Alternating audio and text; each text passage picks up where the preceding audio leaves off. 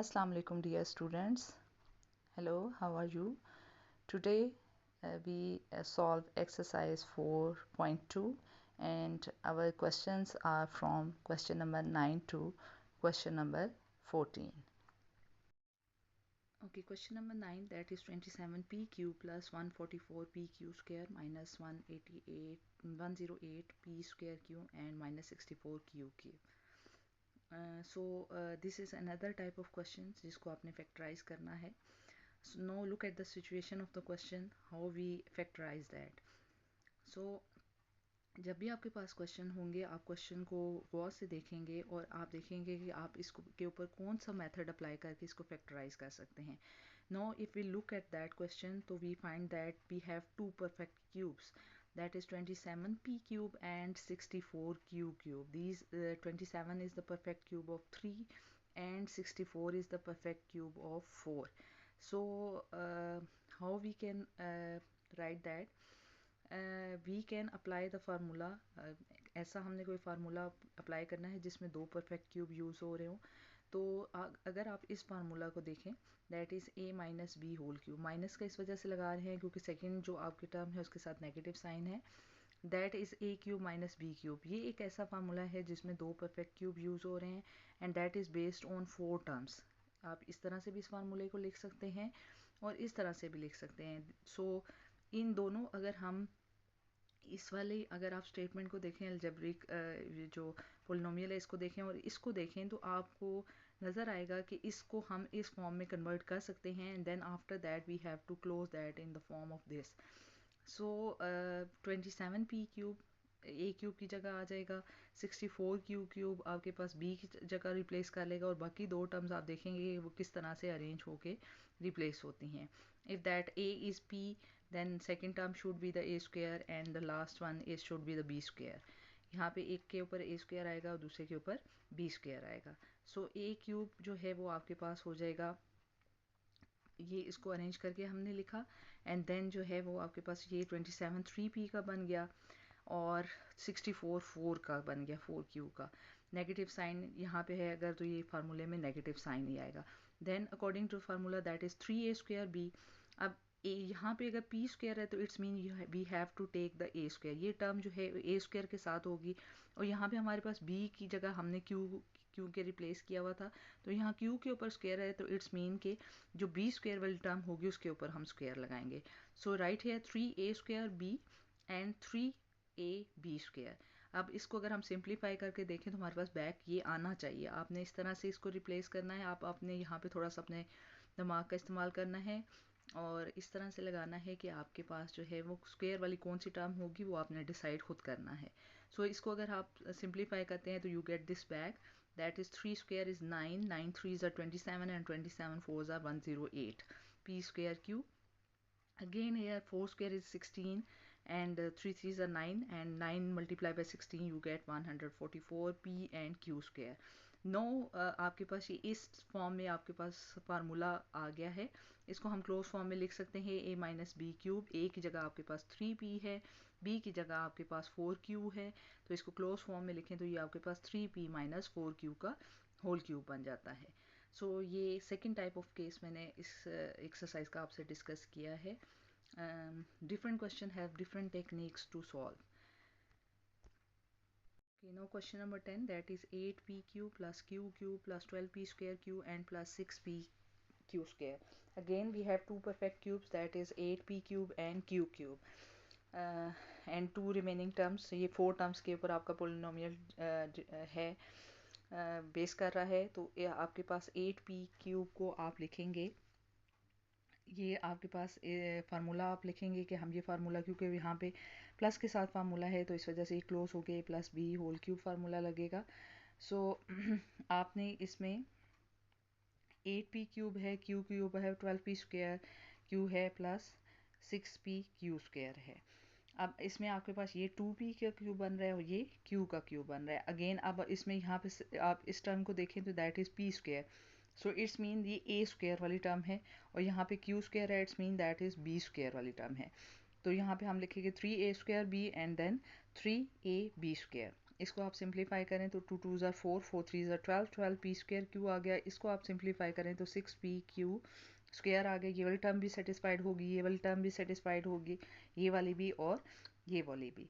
अब आपने क्या करना है, इसको क्लोज फॉर्म में लिख देना है, that is 2p plus a plus b whole cube formula बनना है। आपके पास इस फॉर्म में लिखा गया है एक्सप्रेशन, आपने इस फॉर्म में कन्वर्ट करना है।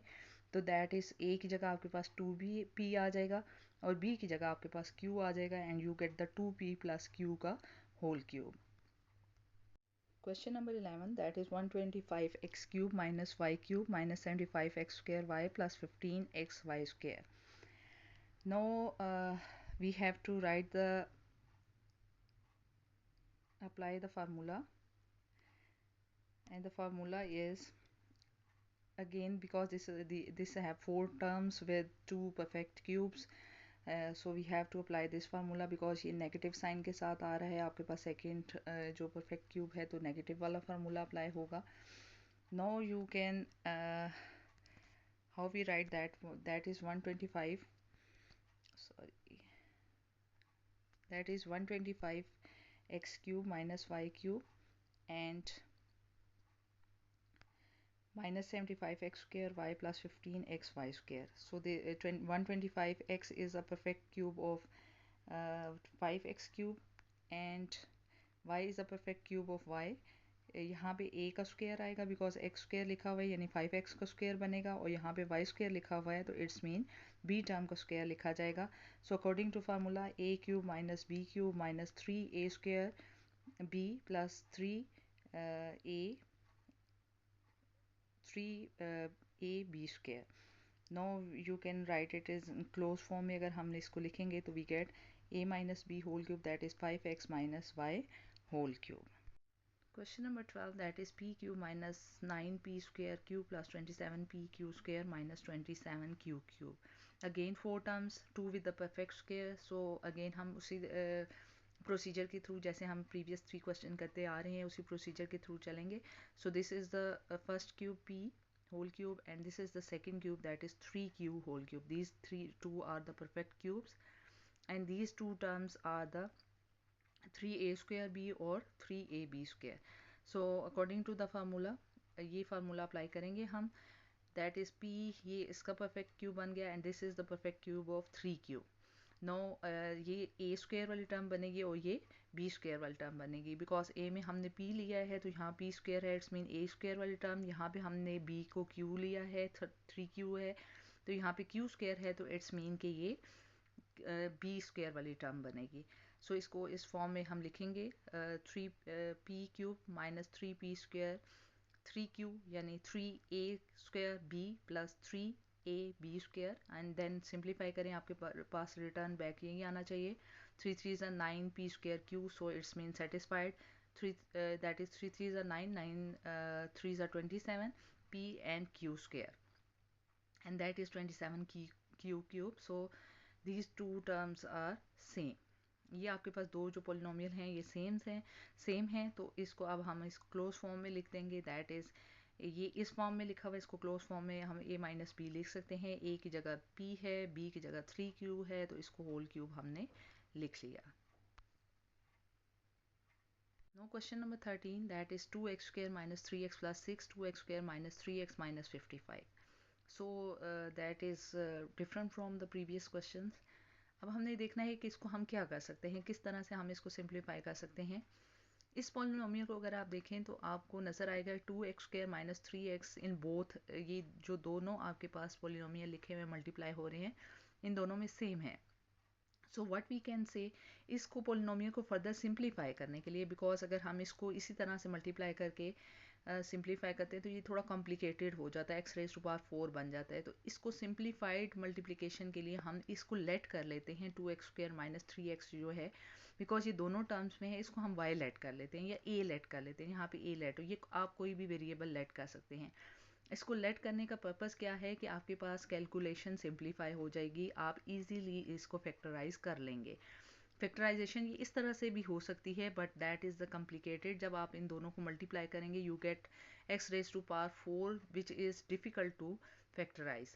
हमने क्या किया, 2x² माइनस 3x को लेट कर लिया, कोई भी वेरिएबल लेट कर लें, जैसे यहाँ पे a लेट कर लिया तो इसकी जगह हमने a पुट कर दिया, दैट इज़ a+6 बन जाएगा और ये a बन जाएगा। जैसे यहाँ पे आपको नज़र आ रहा है a+6 और a, और ये आपके पास 55 रहेगा। Now you can simplify that, multiply करेंगे हम इसको। a को जब आपने a से मल्टीप्लाई किया, a² आ गया, then 6a and then -55। Now this is the quadratic polynomial. आप इसको इजीली सिंप्लीफाई कर सकते हैं। आपको पीछे एक्सरसाइज में भी मेथड सिखाए गए हैं, how to factorize the quadratic polynomial.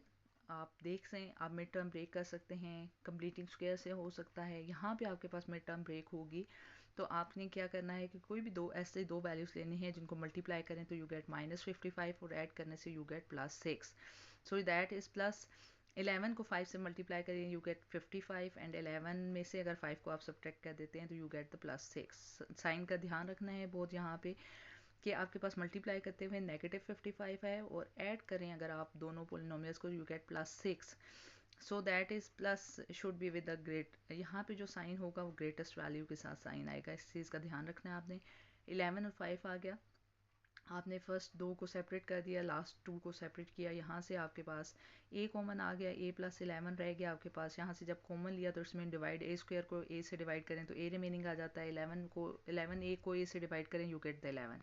यहाँ पे आपके पास दोनों में क्या चीज़ कॉमन है, that is negative sign and 5 as well. Negative sign common ले लेंगे और 5 भी कॉमन ले लेंगे, यू गेट a+11। अगर इस टर्म में आपके पास नेगेटिव साइन आता है तो आपने नेगेटिव साइन मस्ट कॉमन लेना होता है।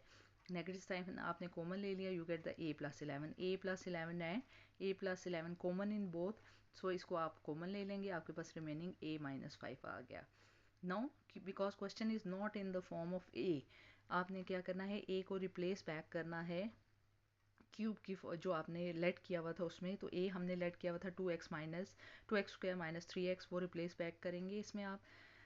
ये जो आपके पास आंसर बना है, फैक्टराइजेशन बनी है, तो इसमें a की जगह आप 2x² माइनस 3x पुट करेंगे, यहाँ पे भी आप पुट करेंगे। अब ये जो दो पोलिनोमियल आपके पास बने हैं, आपने देखना है ये दोनों फैक्टराइज हुए में हैं और स्क्वायर्ड की फॉर्म में है, ठीक है। यहाँ पे ये फैक्टराइज नहीं थे बिकॉज यहाँ पे ये जो -55 था ये इसको जो है वो फैक्टराइजेशन फॉर्म में नहीं था। Factorization mean in multiplication form, और यहाँ आप देखें तो ये दोनों पोलिनोमियल आपके पास मल्टीप्लिकेशन फॉर्म में आ गए हैं। इसको अगर आप देखें तो फर्दर फैक्टराइज नहीं कर सकते, ना इसकी मिड टर्म ब्रेक हो रही है कंप्लीटिंग स्क्वायर से। यहाँ पे आपके पास मिड टर्म ब्रेक होकर ये फर्दर फैक्टराइज हो सकता है because 5 2s are 10 and 5 minus 2 जो है that is also equal to 3। So यहाँ पे बिकॉज नेगेटिव साइन है, मैंने अभी आपको बताया कि बड़ी वैल्यू के साथ नेगेटिव साइन आएगा और फिर बड़ी छोटी वैल्यू के साथ बिकॉज -5 है अगर तो +2 आप करेंगे तो you get the -3 and -5 + 2 you get the -10। इसको आपने फैक्टराइज किया, इन दोनों में से x कॉमन ले लिया, इसमें से 1 कॉमन आ रहा है, 2x - 5 आपके पास इन दोनों में कॉमन है, वो लिखेंगे and then x + 1 and this is the factorization of question number 13।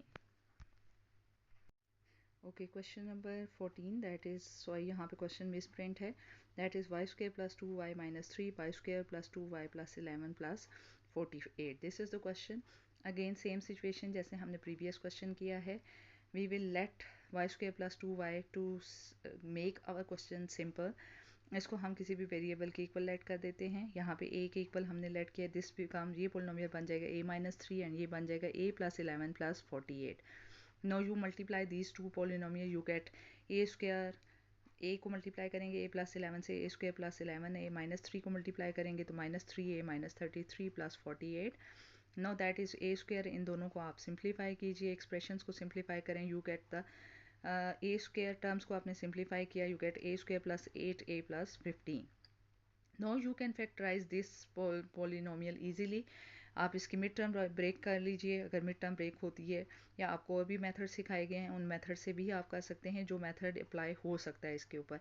That is आपको ऐसी दो वैल्यूज़ की ज़रूरत है जिनको मल्टीप्लाई करें तो 15 आए, +15 आए और ऐड करने से +8 आए, तो दैट इज़ इजीली +5 एंड +3। 15 के फैक्टर्स जो हैं वो आपके पास 5 और 3 अगर आप लें तो you get the 8। So a² + 3a + 5a and +15। 3 और 5 को मल्टीप्लाई किया तो 15 आ गया आपके पास और ऐड किया तो 8 आ गया। Now you take the common, इन दो टर्म्स में से आपके पास a कॉमन आ रहा है, you left with the a + 3 and यहाँ से आपके पास 5 कॉमन आ रहा है, and that is 5 into a plus 3. A plus 3 is common in both and a plus 5. So replace back करेंगे, ए आपने लेट किया हुआ था वाई स्क्वेयर प्लस 2y, उसकी जगह आप y square plus 2y plus 3 आ जाएगा और यहाँ पे y square plus 2y plus 5 आ जाएगा. Now you can further factorize the question if ये फैक्टराइज हो सकता है. यहाँ पे अगर आप देखें तो ये दोनों जो हैं वो टर्म्स फर्दर फैक्टराइज नहीं हो सकती हैं. So this is the answer.